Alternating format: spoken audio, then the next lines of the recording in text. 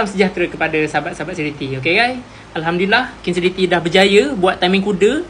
Okay, masa jalan kita lepas throttle pun dia ada timing kuda. Maksud dia untuk timing kuda yang lama, okay, yang King Sediti buat ni, okay, yang King Sediti try okay, dia jadi timing kuda tapi tak boleh bawa. Okay, ramai yang request, King Sediti tak ada timing kuda yang boleh bawa. Okay, jadi King Sediti buat, okey. Boleh tahan ke nak fikir kan. Nak buat. Fikir saja tak jadi. Dia fikir kena buat. Okey. Jadi King Sediti dah berjaya, okey. Masa bawa pun ada timing kuda waktu kita lepas throttle, okey. Jadi ni yang lama, ni mapping yang lama, okey. Ni untuk CDI GSM Racing yang King Sediti pakai, okey. Untuk CDI yang King Sediti pakai CDI LC, okey. Jadi King Sediti dah berjaya buat mapping timing kuda. Waktu jalan pun kita lepas throttle pun ada timing kuda. Waktu bawa kita, maknanya masa kita bawa pun ada timing kuda. Boleh bawa. Timing kuda ni boleh bawa motor. Kalau yang lama dulu tak boleh. Okey. Jadi nak dengar tak bunyi?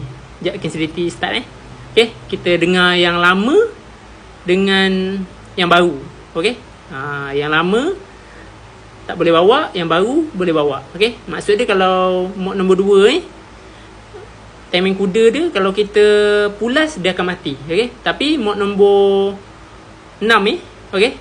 Ni kalau kita bawa pun tak mati. Timing kuda dia tetap ada. Okey. Jadi jom kita saksikan.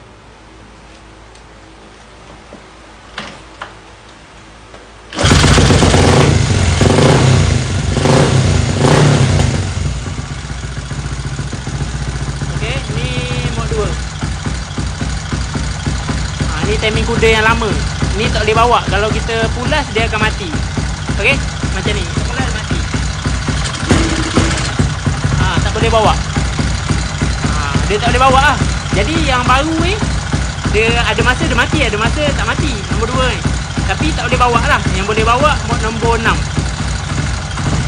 Timing kuda yang baru. Sahabat dengar Kita bawa, kita pulas pun boleh, tak ada masalah.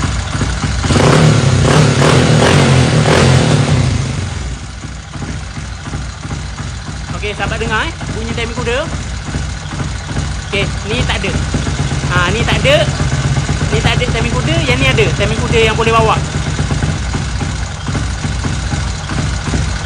Okey.